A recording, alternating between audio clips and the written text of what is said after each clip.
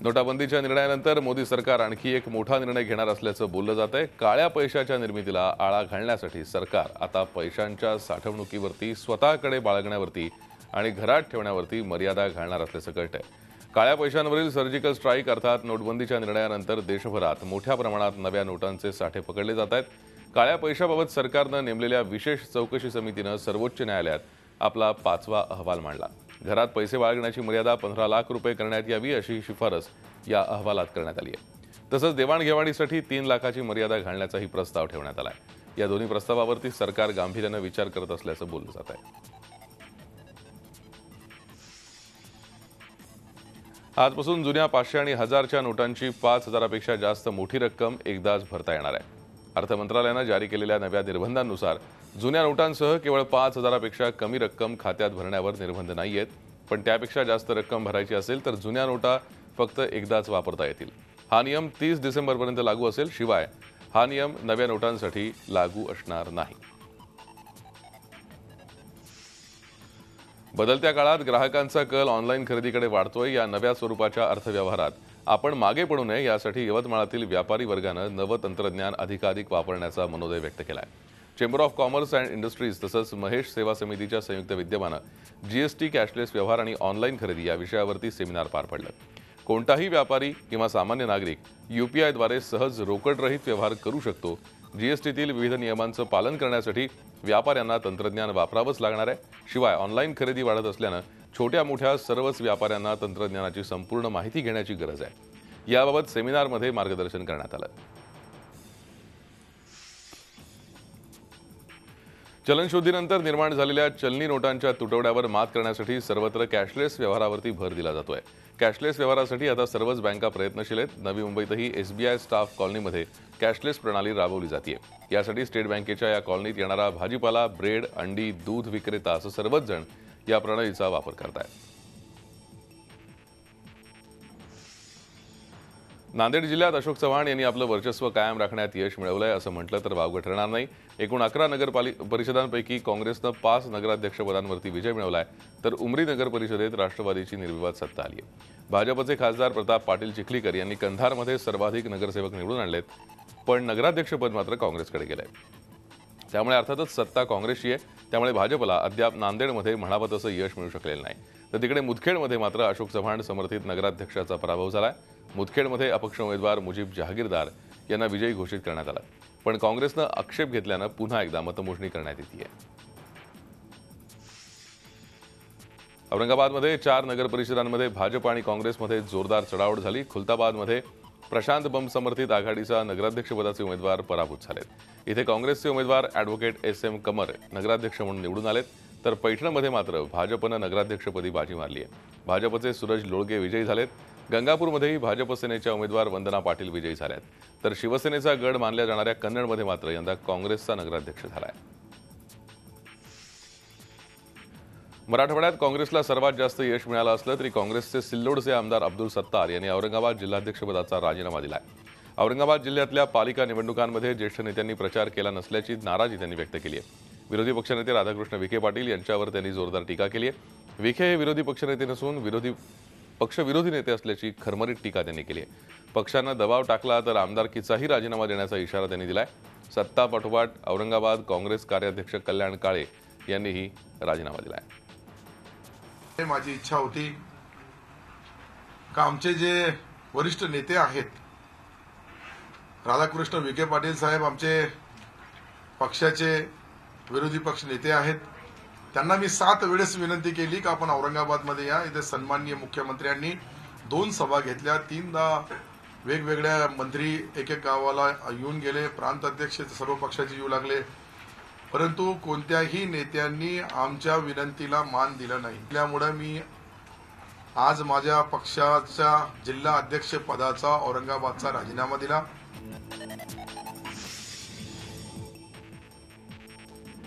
भंडारा जिल्ह्यात राष्ट्रवादीचे नेते प्रफुल्ल पटेल यांच्या वर्चस्वाला भाजपनं सुरुंग लावलाय। भंडारा नगर परिषदेत भाजपचे सुनील मेंढे नगराध्यक्षपदी निवडून आलेत। त्यांनी राष्ट्रवादी काँग्रेसचे भगवान बावनकर यांचा पराभव केला। तुमसर आणि साकोलीमध्येही भाजपचा झेंडा फडकलाय, तर पवनीमध्ये नगरविकास आघाडीनं वर्चस्व मिळवलंय।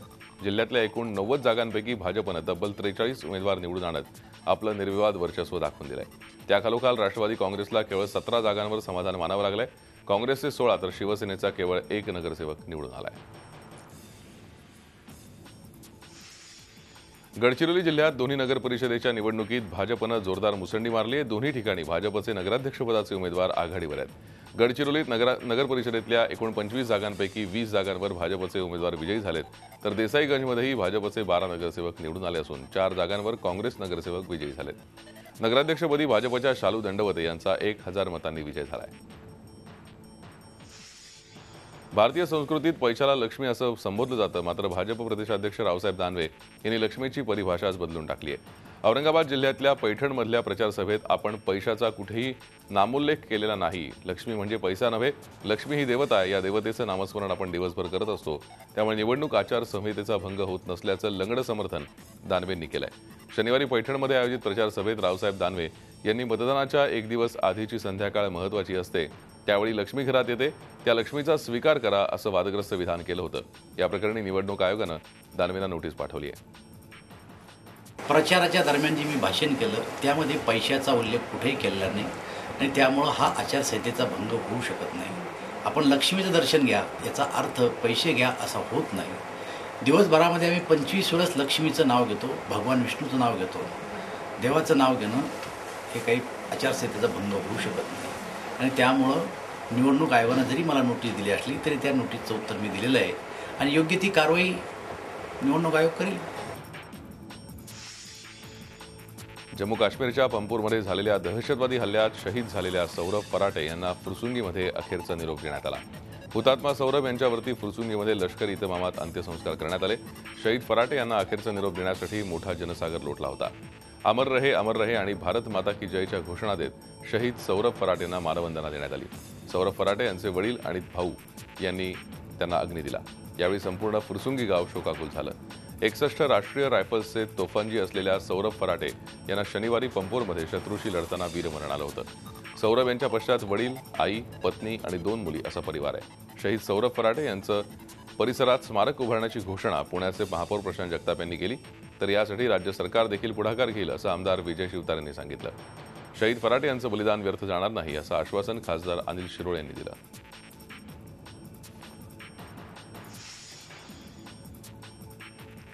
नागपुरात हत्यांचं सत्र सुरूच आहे. शुक्रवार ते रविवार अशा 48 तासात नागपुरात तब्बल 6 जणांची हत्या करण्यात आली आहे. हत्येची 6वी घटना जरीपटका पोलीस स्टेशन अंतर्गत घडली आहे. अय्याज कुरेशी नावाच्या व्यक्तीची रविवारी संध्याकाळी हत्या करण्यात आली आहे. जुगाराच्या वादातून ही हत्या झाली आहे. याआधी नागपुरात वेगवेगळ्या कारणावरून 5 जणांची हत्या करण्यात आली होती. त्यात रविवारी संध्याकाळी झालेल्या 6व्या हत्येमुळे राज्याची उपराजधानी हादरली आहे. या 6 हत्यांप्रकरणी पोलिसांनी एकूण 11 आरोपींना अटक केली आहे.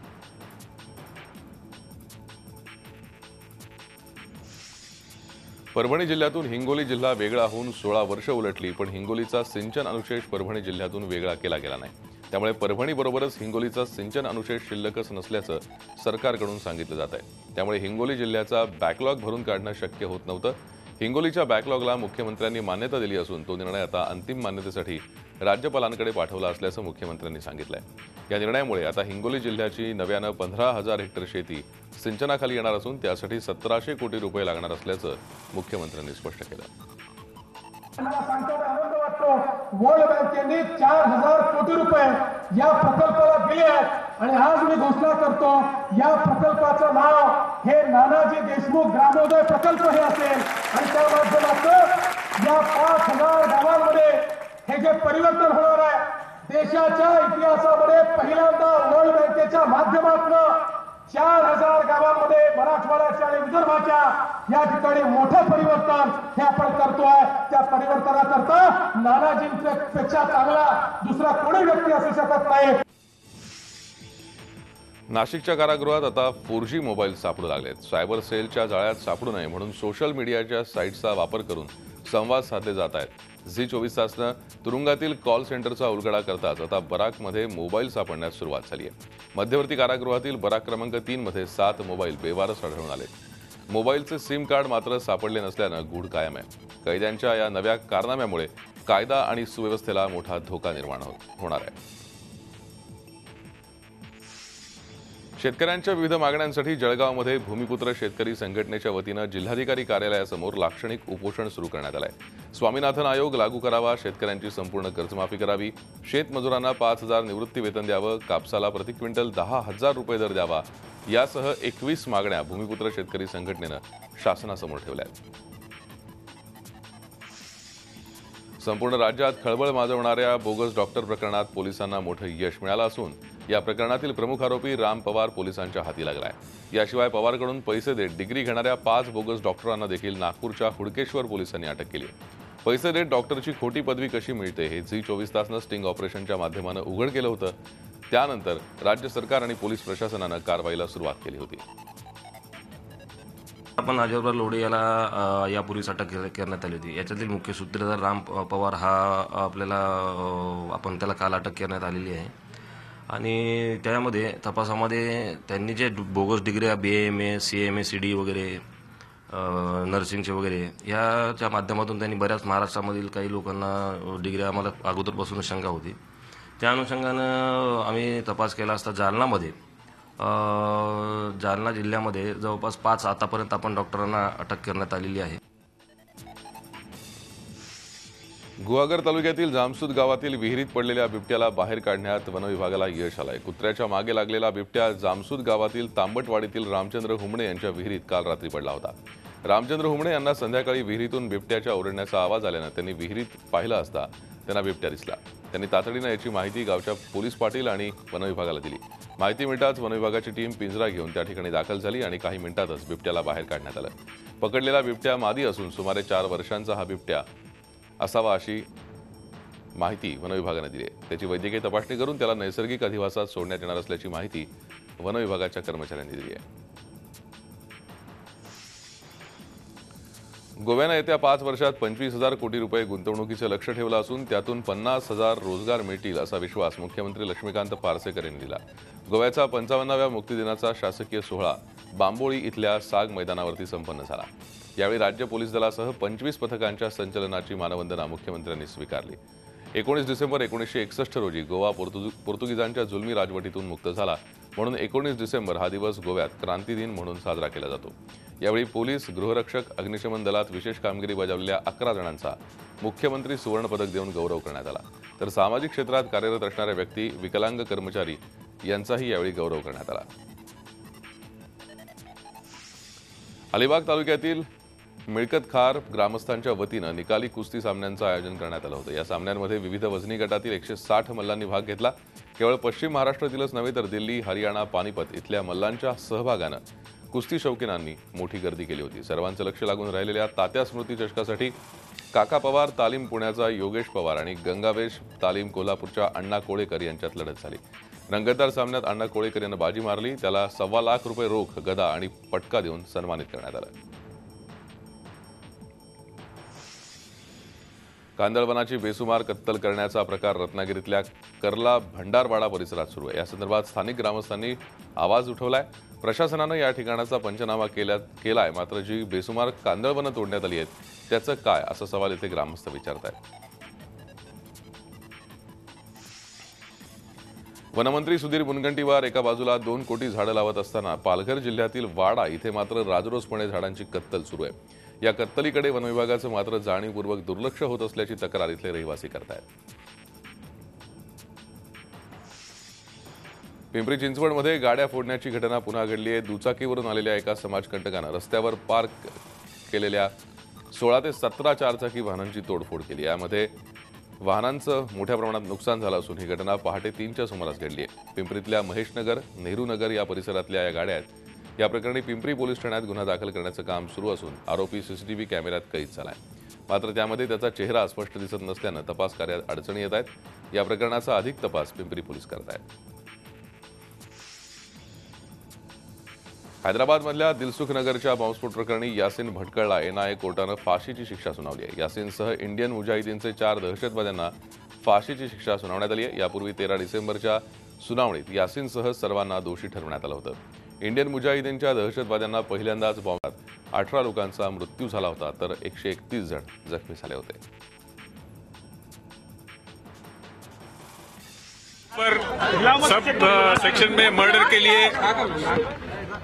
के लिए ट्रीजन के लिए टेररिस्ट एक्ट के लिए जो कन्विक्शन दिया है उसके सब 500 को फांसी की सजा दी गई है और ये फांसी कंफर्मेशन के लिए रिकॉर्ड हाईकोर्ट जाएगा और अदालत वही कहा कि सबको फांसी दी गई है और जो विक्टिम्स को कॉम्पनसेशन ठीक से नहीं मिला उनको कॉम्पनसेशन देना चाहिए।